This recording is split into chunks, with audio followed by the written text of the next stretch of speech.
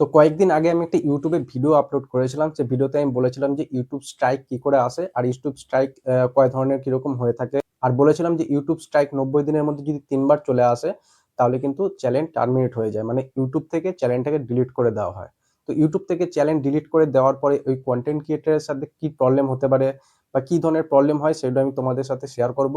আর ভিডিওটা শেষ পর্যন্ত দেখতে থাকবে, তাহলে কি কি প্রবলেম হতে পারে সেটা তোমরা কিন্তু ভালো করে জানতে পারবে।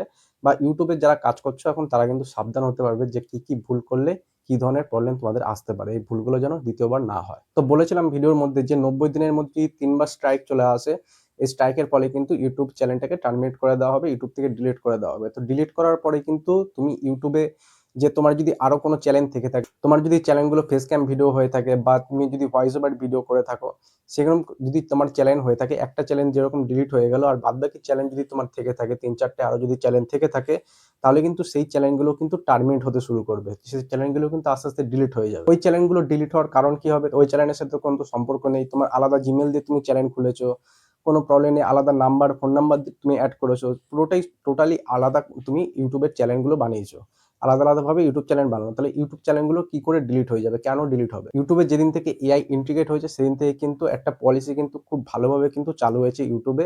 প্রত্যেকটা ক্রিয়েটরের কিন্তু খুবই প্রবলেম হচ্ছে এই পলিসিটা নিয়ে। পলিসিটা আগেও ছিল, কিন্তু এআই আসার আগে এই পলিসিটা কিন্তু এত তাড়াতাড়ি ফাস্ট কাজ করতে পারত না। তো এআই আসার পরে কিন্তু এই পলিসিটা কিন্তু খুব ফাস্ট কাজ করছে এখন। এই এআই কিন্তু স্ক্যান করে রাখছে তোমার ফেস, তোমার ভয়েস, এগুলো কিন্তু স্ক্যান করে রাখছে।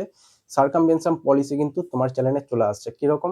তোমার যদি চ্যানেল ফেস ক্যাম ভিডিও হয়ে থাকে বা ভয়েস ওভার ভিডিও হয়ে থাকে, সেখানে তোমার এআইয়ের কাছে সব তোমার ডেটা কিন্তু কালেক্ট করা থাকে। তোমার ভয়েস, তোমার ফেস, এগুলো কিন্তু কালেক্ট করা থাকে। তোমার চ্যানেল যখন তাদের কাছে ডিলিট হয়ে যাবে, এআই কিন্তু তার কাছে সব এই ডেটাগুলো কিন্তু রেখে দেয়। যখন তুমি আবার দ্বিতীয়বারের জন্য ইউটিউবে চ্যানেল খুলবে বা তোমার যদি অলরেডি চ্যানেল থেকে থাকে ৩-৪টে, তুমি যদি সেখানে ফেস ক্যাম ভিডিও বা ভয়েস ওভার ভিডিও যদি দিয়ে থাকো, সেখানে আপলোড করে থাকো, এআই কিন্তু সেই চ্যানেলগুলোকে ডিটেক্ট করে ফেলবে। কিভাবে? তোমার ভয়েস দিয়ে, তোমার ফেস দিয়ে কিন্তু ডিটেক্ট করে ফেলবে যে এই কন্টেন্ট ক্রিয়েটরের আমি অলরেডি কিন্তু চ্যানেল ডিলিট করে দিয়েছি। এর আরো চ্যানেল আছে, সেগুলো কিন্তু আস্তে আস্তে তোমার চ্যানেলগুলো কিন্তু ডিলিট করে দেবে।